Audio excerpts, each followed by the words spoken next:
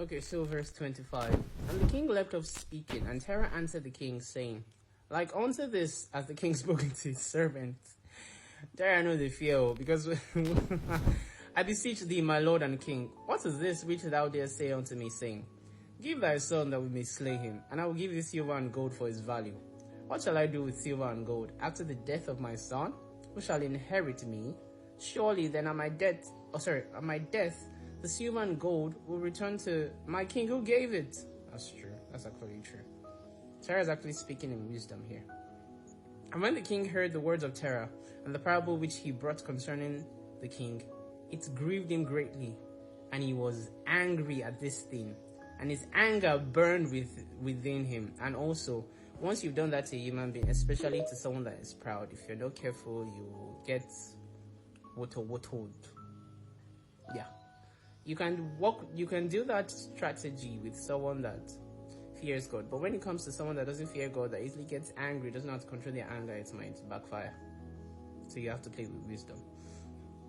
But anyhow, verse 28.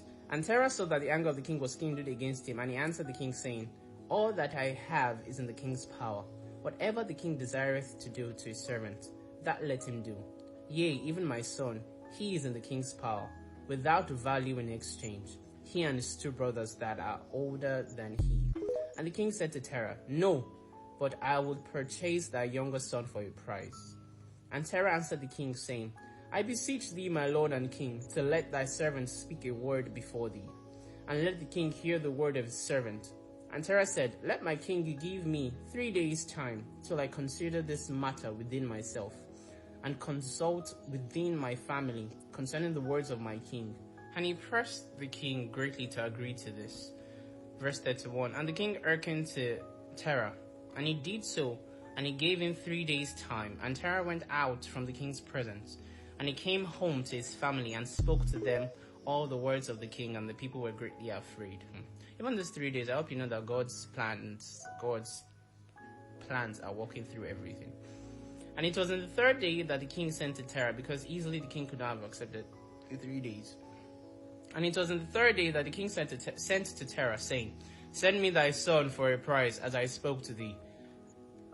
And if you do not do this, I will send and slay all that you have in your house, so that not even a dog remained, or will remain. And Terah hastened, as the thing was urgent from the king. And he took a child from one of his servants, which his handmaid had born to him that day. What's the coincidence that those 3 days were necessary for this woman to give birth to that child? And Terah brought the child to the king and received value for him. God was at work. And the Lord was with Terah in this matter, that Nimrod might not cause Abram's death. And the king took the child from Terah, and with all his might dashed his head to the ground. Wow. For he thought it had been Abram, and this was concealed from him from that day. And it was forgotten by the king, as it was the will of providence not to suffer Abraham's death. We need to check what providence means. When I find it, I'll put it on the screen. Now, people might say that God is God is wicked, because why would he allow another child to die? That's the whole point of God is just. You don't know. There are so many things in play. You don't know. You don't know. That's all I would just say. Don't. Verse 35. And Terah took Abram his son secretly, together with his mother and nurse, and he concealed them in a cave, and he brought them their provisions monthly. Wow. And the Lord was with Abram in the cave, and he grew up. And Abram was in the cave 10 years. And the king and his princes, soothsayers and sages, thought that the king had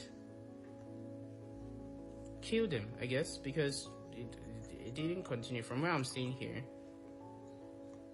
had killed Abraham. Basically, they thought the king had killed Abraham. So we're going to stop here. Well, okay, we're not even stopping. Let's continue. We're not stopping. Don't let us stop, because we're basically binging like we did again. So we're continuing from chapter 9. We're already